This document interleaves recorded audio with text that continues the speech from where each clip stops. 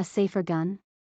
Smart pistol enters the American market. Smart pistols designed to limit who can shoot them are poised to hit the booming U.S. firearm market this year, taking aim at spiking gun deaths as federal lawmakers remain deadlocked on any new restriction. Questions over reliability in political fights have bedeviled the technology for decades, but backers say it's a chance to prevent children, criminals, or people considering self-harm from pulling the trigger. Yet whether the deadly weapons will be embraced by buyers, perform as intended in real life, or deliver on their pledge to increase gun safety are questions that could be years from a definitive answer. I don't have a crystal ball to know whether it's going to be good on balance, bad on balance, or ultimately like other smart guns in the past, kind of a dud, said Adam Skaggs, Chief Counsel and Policy Director at gun control advocacy group Gifford. The system from entrepreneur Tom Holland's company Smart Guns uses RFID chips, similar to the emitters many people use in their car, to pay tolls, installed inside ring. When shooters grip the gun with the hand wearing the special ring, a safety mechanism unlocks, allowing the gun to fire. Holland sees applications in protecting police officers who could have their pistol wrestled away by a suspect,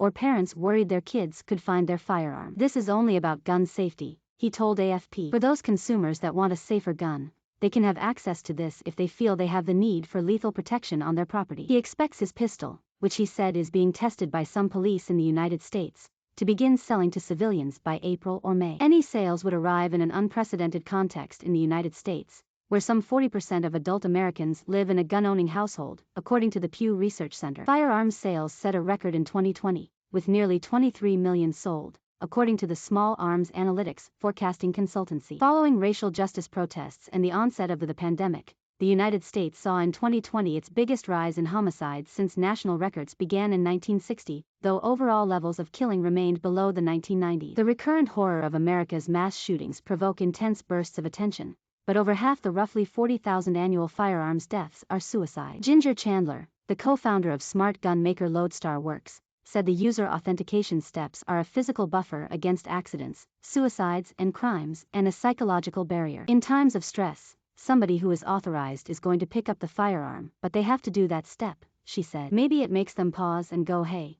do I really want to be doing this right now? The 9mm pistol her firm is developing, which it plans to have on the market by 2023, can unlock in 3 ways: fingerprint sensor, smartphone app, or a keypad to enter a code. These new entrants arrive after years of turbulence for smart weapons. U.S. firearms maker Smith Wesson agreed with then-President Bill Clinton's administration in 2000 to make gun violence reduction reforms that included developing smart guns, but the deal withered under a backlash from America's powerful gun rights lobby. A 2002 New Jersey state law that would have banned pistols without user authentication technology sparked a furor and was recast in 2019 to require state firearms shops to sell smart guns once they become commercially available. Then came the case of the smart pistol developed by the German company Armatix, which was derided after a hacker showed in 2017 the safety technology could be defeated with magnet. Also, while the smart gun concept has received support from gun control advocates, some experts point out that it's still a deadly weapon. The whole smart gun argument ignores the most common way guns are used to kill in the U.S. Suicide by the person who bought the gun, Daniel Webster,